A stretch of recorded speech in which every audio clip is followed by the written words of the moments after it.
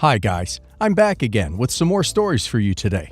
Let's go to the first one, about OP's wife who cheated on OP and then had a child with her affair partner. Well, apparently affair partner wasn't ready to be a father, so now ex-wife is trying to guilt trip OP to be the father of her child. Well, what OP did was hilarious, so listen to the story to find out, and of course to hear my insights. Enjoy the stories, guys, and don't forget to like and subscribe. And of course, don't forget to leave a comment. My ex and I have a son together who is 6. She has an almost 5-year-old son who is not my child. We broke up because I suspected for months that she was sleeping with her friend Jace. They were close, and at times I got vibes of more, but never had proof. What ended the relationship is how she would run to him with everything, and how she treated him more like a significant other than she did me. Even during her pregnancy with our son, and DNA proved he is my child, she was treating Jace more like the father than me. I tried to make it work, but after our son was born, I'd had enough, and I broke up with her and filed for shared custody, which I was awarded. Our son wasn't even a month old at the time. She even used my debit card to buy Jace a gift for his birthday before our breakup. Not long after, my suspicions were confirmed about those two, because my ex was suddenly pregnant again, and Jace was MIA. After my breakup from my ex, Jace was around and would gloat in my face about how he was glad I was gone and to stay the duck away from my ex. Suddenly, he wasn't around anymore, and it made me suspect he didn't want to be a dad. What backed this up was my ex had mentioned Jace had a daughter, or more than one maybe, that he had nothing to do with. Her son was born, and she requested that I take a DNA test that proved I was not the father. She tried to claim to the courts that since I was the father of our son, it wouldn't be fair for our younger son to be left out. The courts did not agree with her. Over the last few years, she has attempted at times to get me to take on her younger son. Even tried getting back with me once, but I kept my focus on our shared son. 2 weeks ago, our son told her that I was hosting a sleepover with his best friend. She reached out and demanded that I include her younger son, saying I should be taking him during some of my weeks to give him a father and more time with his brother. I wrote out this long reply that I never sent, stating how different it was and how it was not my job to be the father of all her kids.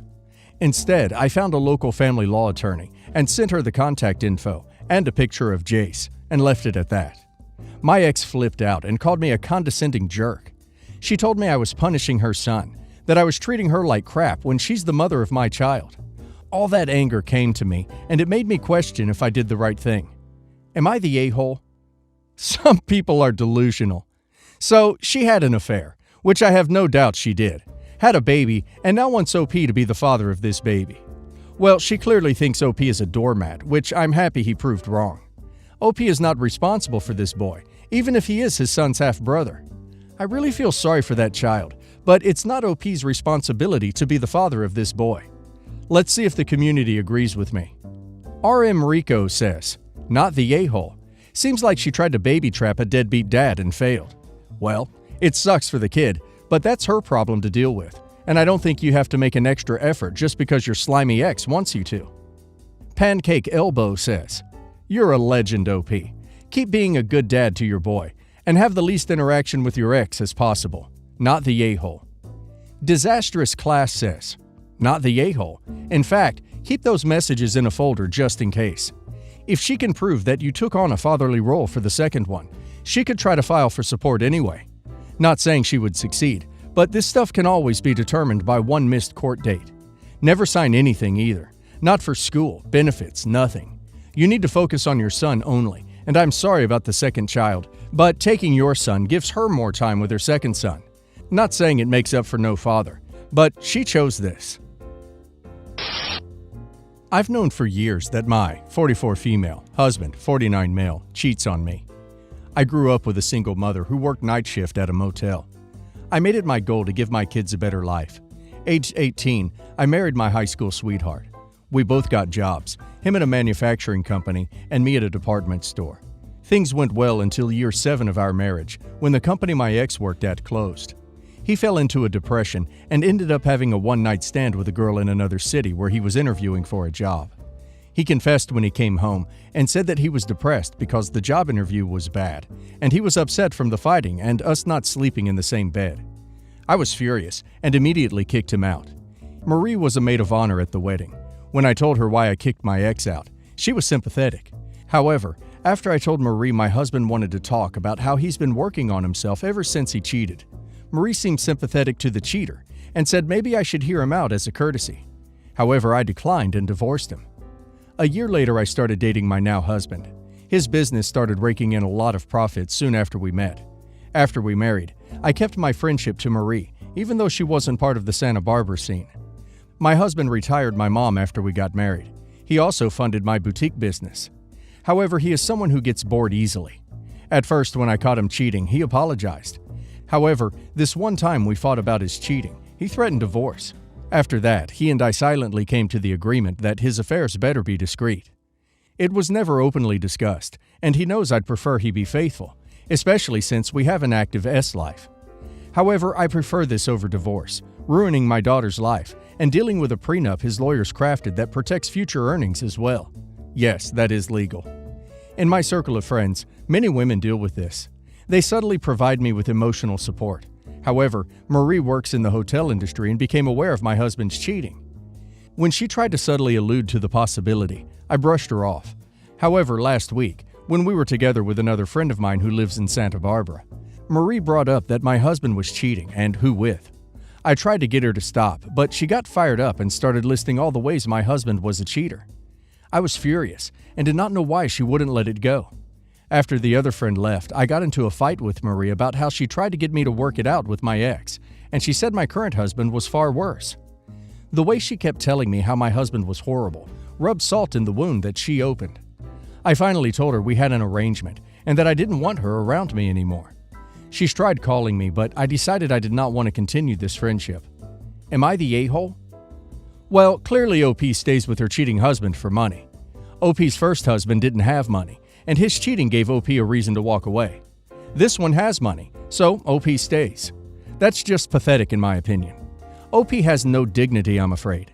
And OP's circle of friends, who are comfortable with being cheated on and emotionally support one another while their significant others are with other people. That's very, very, very sad. I think OP is embarrassed her husband cheats. She's embarrassed Marie knows how bad it is, and that's why she is cutting her out. Let's see the community's opinion on the matter. One Inda says, "You're the a-hole. Look at this from her side. She has been your friend for years and tried to help you stay with your first husband. Years later, you have a serial cheater for a second husband, and she is appalled. I would be too. You can make your own decision, but I would at least talk to her. It doesn't seem like she was acting out of malice." Pro Brown Butter says, "You're the a-hole. Stop being mad at your friend when you are just being ashamed or embarrassed of yourself for staying with a man for money."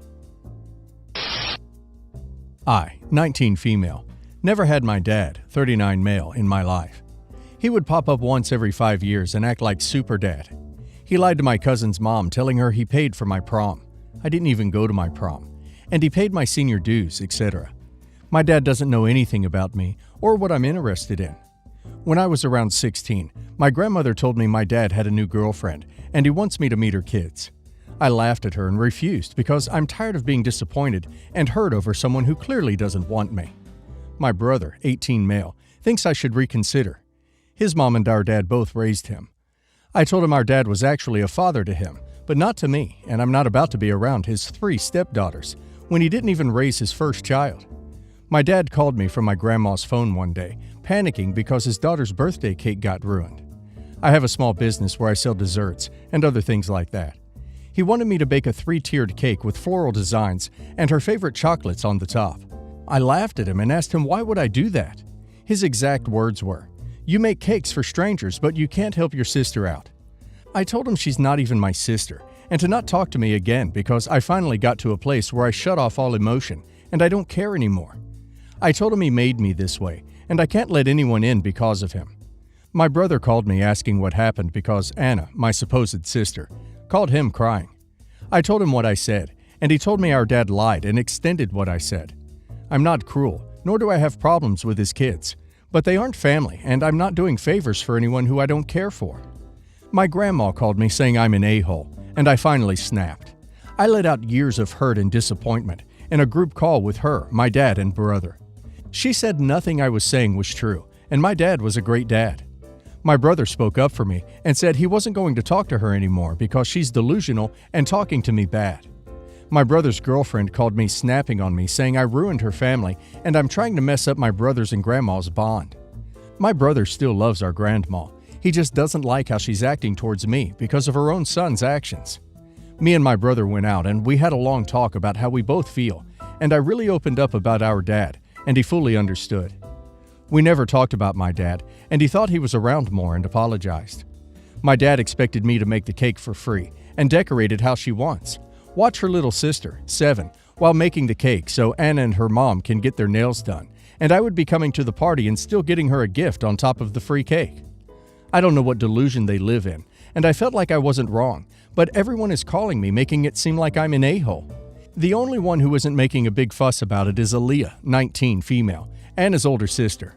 I love my brother and will always talk to him, but am I wrong for cutting off my grandmother and not doing an unpaid favor for my dad's stepdaughter? I need opinions from strangers and not people who actually know me. Little update.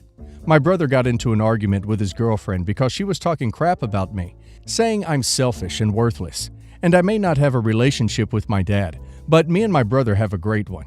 He called me asking me if I want to hang out and to come get him from my dad's house. Turns out everyone is against him because he keeps defending me, and my grandma was the main one talking about me.